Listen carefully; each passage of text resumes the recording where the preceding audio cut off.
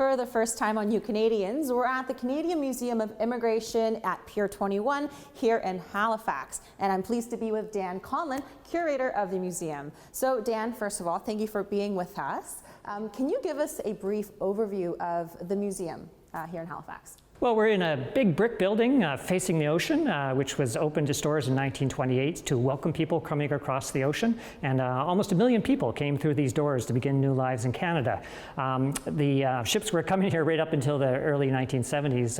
The facility closed its door in 1971 with the rise of air travel.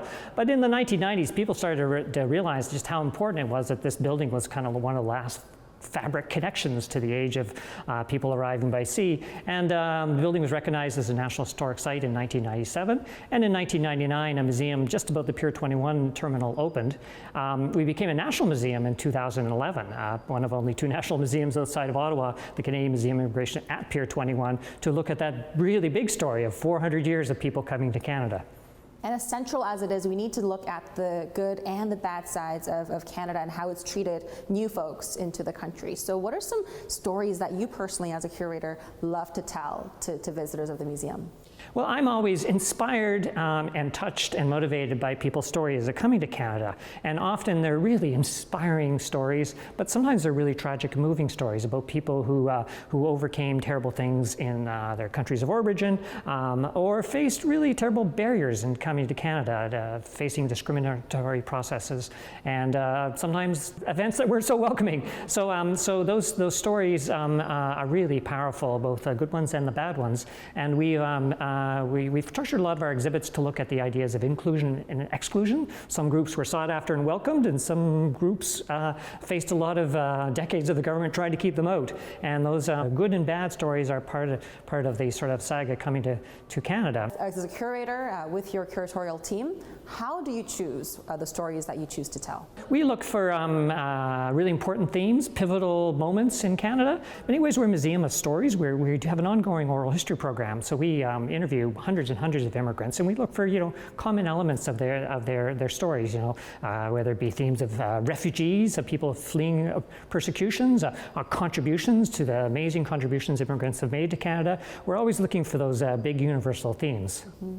Now, the faces of Canada are changing, and it's only going to get even more diverse here in the country. What do you look forward to in terms of the changes that are happening here in the country? Canada is becoming kind of a really important global player in the challenge of human migration across the world. And I think looking back at our 400-year-old history of how we've dealt with various ways of immigration, I think that kind of that historical lens, I think, really helps people. There's some groups that we did a really good job in integrating into Canada. There's some groups we did not. And as sort of that the mass migration around the world becomes important, more important every day, I think having that historical point of view is very helpful. What are some key points of important things that we should do to allow for successful integration of immigrants here in Canada? Immigrants are often really wonderful about banding together to welcome each other, and those kind of community support groups are now a really important part about immigration and welcoming people. But actually, those community support groups go way back. That people would band together to kind of welcome family and neighbors, or ordinary Canadians would kind of welcome folks. And you can see in history that that's been a really powerful tool about sort of making people comfortable and flourish in their new country. Now, for our viewers watching this, who are generally newcomers that have been here for a few years or maybe more, we don't typically get to hear from a curator, so this is really special. Why do you like your job of telling these immigrant stories in Canada?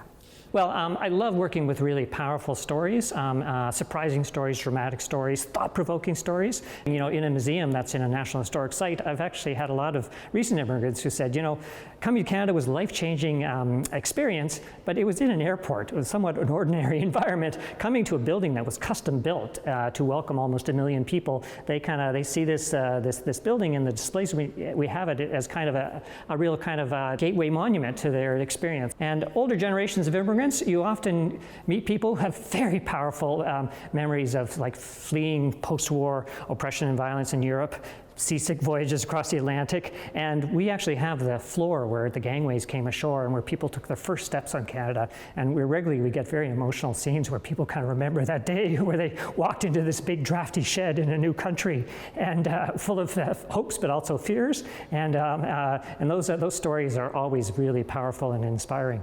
Now, for not just new Canadians, but for Canadians who have been in the country for a while, why should they come to such a museum? What's so interesting about this Pier 21 spot? Well, in many ways, immigration is everybody's story. It's the story of your ancestors. If you're an Indigenous person, it's the story of how the immigration changed the world that you inhabited. And if you're a newcomer, it is fundamentally your story. And we like to think that anybody can see themselves in our exhibits. And we build exhibits that are very sort of responsive. We have lots of places where people can contribute their own stories. They can engage themselves by sharing their holiday traditions, their memories, and we kind of really strive to make our visits very interactive. Awesome. Well, Dan, thank you so much for your time. My pleasure. Thank you for coming to visit us.